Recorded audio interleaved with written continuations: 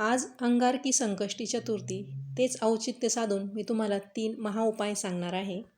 हे उपाय करायला अगदी सोपे आणि पटकन होणारे आहेत. त्यामुळं ते सहजच कुणीही अगदी लहानांपासून ते मोठ्यांपर्यंत कुणीही करू शकतं.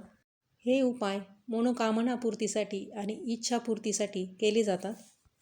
3 उपायांपैकी जो उपाय तुम्हाला करायला सोपा वाटतो तो तुम्ही जरूर करा. अगदी 100% तुमची इच्छा पूर्ण होईल.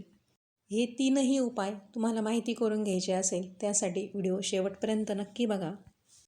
मंडळी, यंदा नवीन वर्षाच्या सुरुवातीलाच आलेली आहे अंगारकी संकष्टी चतुर्थी. म्हणजे ही चतुर्थी आलेली आहे आजच. माझी पूजा झालेली आहे आणि मी गणपती बाप्पांची विशेष पूजा पण करून घेतली. गणपती बाप्पांना अभिषेक केला, त्यानंतर पंचोपचार पूजा केली आणि खडीसाखरेचा नैवेद्य दाखवला. त्याचबरोबर आरती करून घेतली. आमच्याकडं ही चतुर्थीची पूजा संध्याकाळी पण करतात. संध्याकाळी गणपती बाप्पांची पूजा करून चंद्राचं दर्शन घेऊन मग हा उपवास सोडला जातो. आज कुणी अंगारकी संकष्टी चतुर्थीचा उपवास केला आणि ही पूजा केली हे मला कमेंट करून सांगा. गणपती बाप्पांची आपल्यावर कृपा असावी, त्यांचे कृपा आशीर्वाद आपल्या पाठीशी सदैव असावेत असं प्रत्येकालाच वाटत असतं. त्यासाठीच मी आजच्या व्हिडिओमध्ये इच्छापूर्ती करणारे 3 महाउपाय सांगणार आहेत. हे उपाय करायला एकदम सोपे आहेत आणि एकदम कमी वेळामध्ये होतात. आणि हे उपाय अगदी लहानांपासून ते मोठ्यांपर्यंत कोणालाही करता येतील इतके सोपे आहेत. आता इथं हे उपाय मी तुम्हाला एक एक करून सांगते. पहिला उपाय सोपा वाटला तर तो करा, दुसरा सोपा वाटला तर तो करा, किंवा तिसरा उपाय जर सोपा वाटला तर तो करा. तसं तर हे 3ही उपाय करायला अगदी सोपे आहेत. गणपती बाप्पा हे सर्वांचं लाडकं दैवत. आता मी तुम्हाला जे काही उपाय सांगणार आहे ते उपाय अगदी मनापासून आणि तितक्याच भक्तिभावाने ते करायचे आहेत. तुमची जी काही इच्छा असेल, मनोकामना असेल ती नक्कीच पूर्ण होईल. असा उल्लेख कशात दिलेला आहे ते मी तुम्हाला पुढं सांगणारच आहे. चला तर मग वेळ न घालवता सर्वात पहिला एकदम सोपा उपाय कोणता आहे ते आता आपण बघू. तर पहिला उपाय आहे संकटनाशन गणेश स्तोत्र. रोज 11 वेळा 11 दिवस हे स्तोत्र म्हणायचं आहे. याची सुरुवात आजपासूनच करायची आहे. आणि जर हा व्हिडिओ तुम्ही जर उशिरा बघितला तर कोणत्याही एका मंगळवारी या स्तोत्राची सुरुवात तुम्ही करू शकता, किंवा कोणत्याही संकष्टी चतुर्थीच्या दिवशी या स्तोत्राची सुरुवात करावी. आणि हे स्तोत्र अगदी छोटं आहे, खूप कमी वेळामध्ये वाचून होतं. आता आज वाचन केलं म्हणजे पुढचे 10 दिवस हे वाचन करायचं आहे. आणि रोज संध्याकाळी वाचन करा, सकाळी वाचन करा. दिवसभरात जेव्हा तुमच्याकडे वेळ असेल तेव्हा तुम्ही हे वाचन करू शकता. हातपाय धुवून गणपती बाप्पांसमोर दिवा लावून घ्यायचा आणि सांगितल्याप्रमाणे आवर्तनं म्हणायची. 11 दिवस ही सेवा न चुकता करायची. पहिल्या दिवशी गणपती बाप्पांना तुमची जी काही इच्छा असेल ती गणपती बाप्पांना सांगून संकल्प करायचा. संकल्प कसा करावा याचा व्हिडिओ मी आपल्या चॅनलवर अपलोड केलेला आहे, तो तुम्ही बघू शकता. तरी पण इथं मी तुम्हाला थोडक्यात सांगते.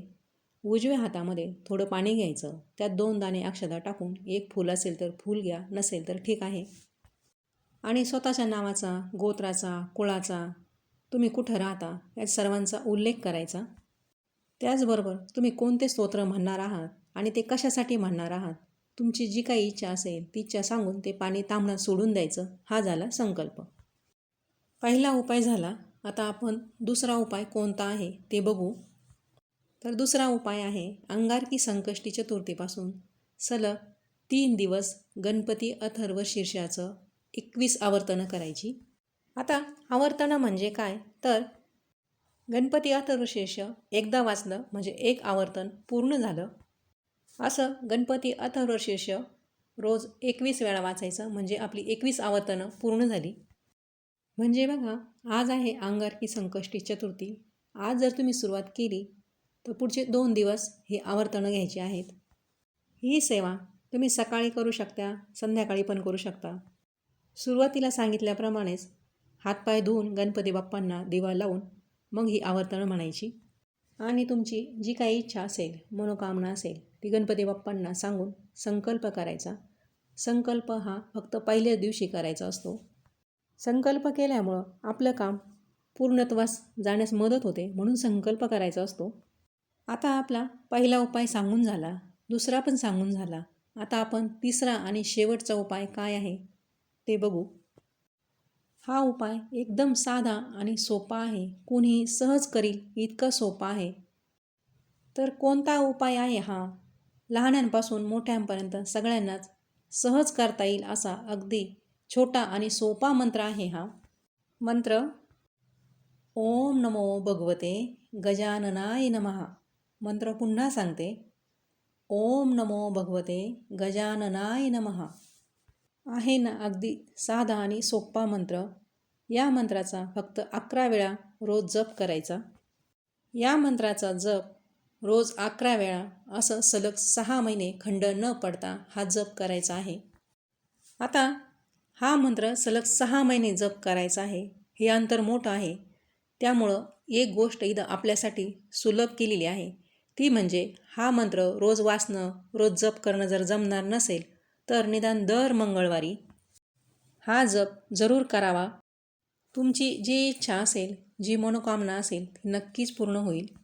आणि सर्वात महत्त्वाचं एक लक्षात ठेवा, तुमची जी काही इच्छा असेल ती इच्छा पूर्ण झालेली आहे असं मनात ठेवूनच ही सेवा चालू ठेवा. आणि तुमची इच्छा पूर्ण झाल्यावर मला कमेंट करून नक्की सांगा, अनुभव शेअर करा. तर असो, आजचा व्हिडिओ इथेच पूर्ण करते. व्हिडिओ पूर्ण पाहिल्याबद्दल सर्वांना मनापासून धन्यवाद.